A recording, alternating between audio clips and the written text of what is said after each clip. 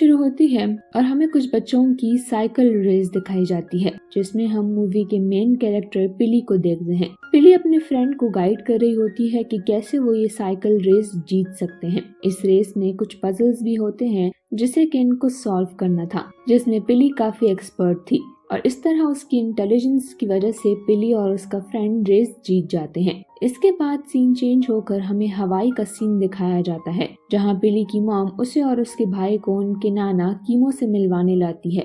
जब वो लोग घर के अंदर आते हैं तो पिली का भाई कहता है कि ये घर कितना ओल्ड फैशन है। इसके बाद उनकी मॉम दोनों बच्चों को गार्डन में ले जाती है, जहां उनके नाना काम कर रहे थे। यहाँ कीमो उन्हें देखकर कोई खास रिएक्शन शो नहीं करता, बल्कि वो पिली की मॉम को डांटने लगते हैं कि तुम्हारे बच्चे हवाईयन हैं, क्या तुमने इन्हें थोड़ी सी भी हवाईयन लैंग्वेज नहीं सिखाई। अब इसी दौरान पिली की नजर वहाँ पर एक वैनिटी वैन पर जाती है जो कि पिली के नाना की है और पिली उसमें क्या है ये जानने के लिए काफी एक्साइटेड होती है, इसीलिए वो छुप कर वैन के अंदर जाती है। अंदर उसे काफी सारी चीजें मिलती है जिसे देखकर वो बहुत ही खुश हो जाती है। वहीं पर पिली को एक बुक दिखती है जो कि एक मॉन्क ने हवाईयन लैंग्वेज में लिखी थी। मॉन्क पुराने जमाने के एक फेमस कहानी हुआ करती थी, जहाँ पर रॉबिन्सन और ब्रॉन्ज नाम के दो लुटेरे हुआ करते थे और साथ में उनका एक कुक था जिसका नाम था मॉन्क। इस बुक में एक खजाने के बारे में लिखा हुआ था जो काफी सालों से छुपा हुआ है और आज तक जो भी उस खजाने को लेने गया है वापस नहीं लौटा है।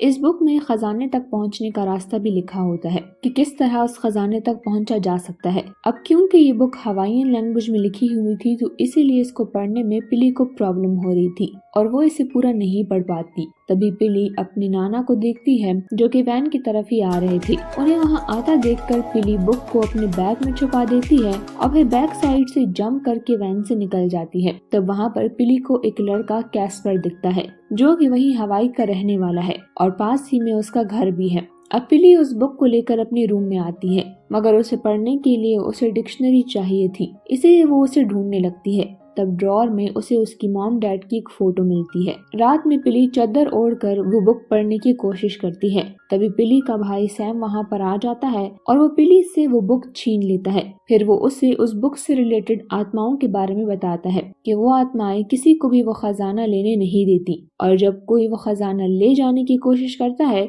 तो वहाँ आसपास ड्रम्स बजने लगते हैं। ये सब सुनकर पिली डर जाती है। अगले दिन ये दोनों देखते हैं कि उनकी मॉम अपने डैड से लड़ रही होती हैं। दरअसल लिली कीमो पर इसलिए गुस्सा होती है क्योंकि कीमो ने काफी टाइम से टैक्स नहीं भरा होता, जिस वजह से जल्द ही कीमो का ये फार्म हाउस बिक जाएगा। मगर कीमो इसे अपनी गलती नहीं समझता, उल्टा वो लिली को कहता है कि तुम्हारे आने से पहले मैं यहाँ अच्छी जिंदगी गुजार रहा था, तो अच्छा होगा कि तुम मुझे इन सब के बारे में ना बताओ। ये सुनकर दोनों बच्चे समझ जाते हैं कि उनके नाना के पास पैसे नहीं है और इसीलिए उन्होंने अभी तक टैक्स भी नहीं भरा है और अगर उन्होंने जल्द ही टैक्स पे नहीं किया तो उनका ये हवाई वाला घर बिक जाएगा। थोड़ी देर के बाद कैस्पर वहाँ पर आता है जो पिली से मिलने आया था और वो अपने साथ हैना नाम की एक दोस्त को भी लाता है। हैना को देखकर सैम उससे इम्प्रेस हो जाता है। कैस्पर पिली के पास जाता है और वो देखता है कि पिली मॉन्क नाम की बुक पढ़ रही है। फिर वो दोनों उसमें लिखे खजाने के बारे में डिस्कस करने लगते हैं कि कैसे उस खजाने को रॉबिन्सन और ब्रॉन्ज ने चुराने की कोशिश की थी। कैस्पर बताता है कि मॉन्क बहुत ही बुरी हालत में बीच के किनारे पर मिला था, जैसे कि उसे किसी ने बुरी तरह से मारा हो। आज तक किसी को नहीं पता चला कि उस मॉन्क को आखिर मारा किसने था। तभी पीछे से पिली के नाना कैस्पर और पिली की बातें सुन लेते हैं और पिली के हाथ में वो मॉन्क वाली बुक भी देख लेते हैं। फिर वो पिली को घर ले जाकर पूछते हैं कि तुमने ये बुक क्यों चुराई। पिली अपने नाना से पूछती है कि आपके पास ये बुक कैसे आई, तो कीमो बताते हैं कि ये बुक उन्हें उनके फादर ने दी थी और उनको उनके फादर ने, और साथ में कीमो उसे अपने गले का एक लॉकेट भी दिखाता है। तब पिली समझ जाती है कि जब वो मॉन्क आइलैंड पर था तो वो मेरे ग्रैंडफादर के ग्रैंडफादर से मिला था और उसी ने ये बुक और लॉकेट उन्हें दिया था। कीमो पिली को उसी आइलैंड को दिखाने ले जाता है जो कि उस बुक में लिखी है। वो आइलैंड बहुत ही खूबसूरत था और वहाँ जाकर पिली उस बुक को खोलती है, जहाँ पिली उस बुक को वहाँ से रिलेट करने की कोशिश करती है। पिली को वहाँ पर एक पत्थर दिखता है जिसमें कि वैसा ही साइन था जैसे कि बुक में था। और तब पिली को यकीन हो जाता है कि ये वही जगह है जहाँ पर कुछ टाइम के लिए वो लुटेरे रुके थे।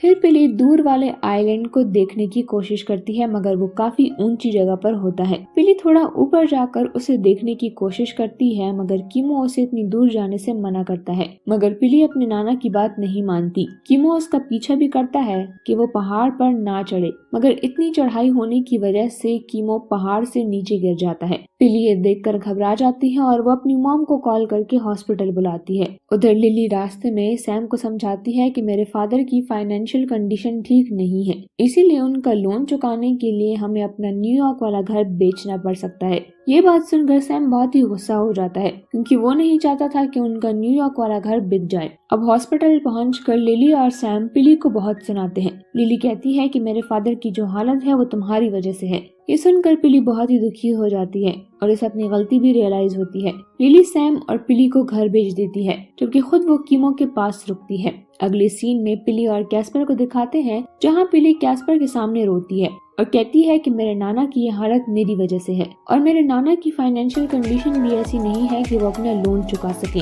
तब कैस्पर मजाक में कहता है, तो क्या अब तुम खजाना ढूंढोगी? और पिली सीरियस होकर कहती है कि हाँ, अब मुझे खजाना ही ढूंढना पड़ेगा, जिससे कि मेरे नाना का घर बिकने से बच जाएगा। अब कैस्पर क्योंकि हवाई के रास्तों को जानता था, इसीलिए वो भी उसके साथ जाने को कहता है। अब पिली अपने भाई का फोन और ट्रक लेकर कैस्पर के साथ निकल जाती है, मगर उसे कुछ भी नहीं पता था कि वो उस खजाने तक कैसे पहुंचेगी। अब कैसे भी करके पिली और कैस्पर उन पहाड़ियों तक पहुंच जाते हैं। वहाँ कैस्पर को उसका एक दोस्त मिलता है, जो कि उन दोनों को आगे के सफर के लिए एक छोटी सी गाड़ी ऑफर करता है। उधर जब लिली घर कॉल करती है तो सैम की आंख खुल जाती है। वो देखता है कि पिली घर पर नहीं है, साथ ही वो देखता है कि उसका फोन और गाड़ी भी गायब है, मगर वो अपनी मॉम को इस बारे में नहीं बताता। वो कहता है कि मैं पिली को अपने साथ जियो कैचिंग पर ले जा रहा हूँ, आप हमारी टेंशन मत ले। जिसके बाद वो हैना के साथ पिली और कैस्पर को ढूंढने के लिए निकल जाता है। कार में वो हैना को बताता है कि वो दोनों बच्चे नासमझ हैं। सैम को पता था कि वो दोनों खजाना ढूंढने ही गए होंगे। उधर पिली और कैस्पर उस गुफा तक पहुंच जाते हैं।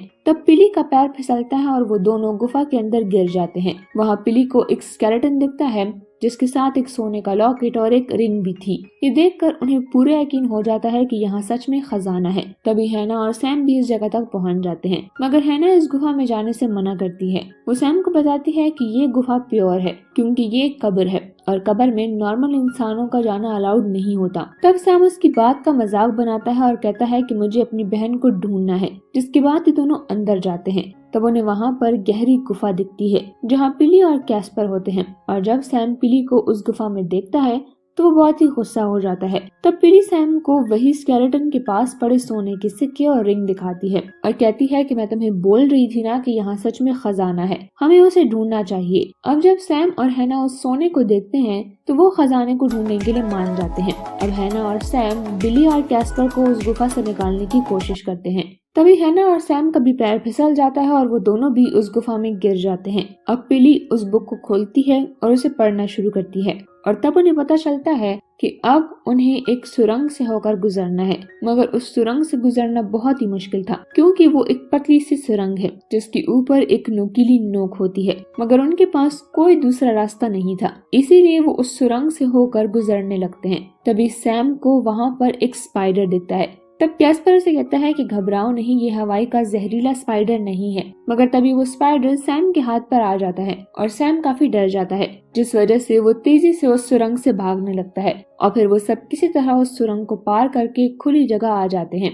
लेकिन जल्दी करने की वजह से वो सुरंग पत्थरों से बंद हो जाती है और उस सुरंग में उनका बैग भी फंस जाता है, जिसके अंदर मॉन्क वाली बुक थी। अब इस सब के जिम्मेदार सैम पिली को कहता है और बोलता है कि ये सब तुम्हारी वजह से हो रहा है। अब यहाँ से निकलने का दूसरा रास्ता भी हमें पता नहीं। खैर ये फिर भी आगे बढ़ते हैं और एक पुल के पास पहुँचते हैं, जिसे पार करके वो खजाने तक पहुँच सकते थे। मगर हैना को ऊंचाई से डर लगता था, इसीलिए कैस्पर और पिली दूसरे साइड पहुँच चुके थे और वो हैना और सैम को भी आने को बोलते हैं। अब सैम और हैना भी डरते डरते किसी तरह से पुल की दूसरी साइड पहुँच जाते हैं। अब जब ये चारों आगे बढ़ते हैं तो इन्हें आगे पानी का एक तालाब मिलता है। ये तालाब जुगनुओं से भरा होता है, जिसकी चमक पानी पर पड़ रही थी। तब कैस्पर और पिली को जमीन पर किसी के घसीटने के निशान दिखते हैं, जिससे कि ये क्लू लेते हैं कि हो सकता है कि वो सुरंग पानी के नीचे हो, और वो सुरंग को पार करते हैं, जिसके बाद उन्हें सूरज की रोशनी दिखती है। साथ ही उन्हें वहाँ पर नेट में बंधा हुआ बड़ा सा पत्थर भी दिखता है। तब पिली सैम को उस रस्सी से लटकने को कहती है ताकि उस पर बैलेंस बने और खजाने का रास्ता खुल जाए। कैस्पर और सैम उस रस्सी से लटक जाते हैं, मगर दरवाजा नहीं खुलता, और तब सैम कहता है कि तुम्हें दूसरी साइड की रस्सी को किसी चीज से बांधना पड़ेगा। पिली फिर एक बैंड निकालती है और उससे रस्सी को बांध देती है, और फिर दोनों तरफ बैलेंस होने की वजह से वो पत्थर से बंधा हुआ दरवाजा खुल जाता है, जहां अंदर उन्हें बहुत सारा खजाना दिखता है, और वो समझ जाते हैं कि बुक में लिखी कहानी झूठी नहीं थी। मगर वो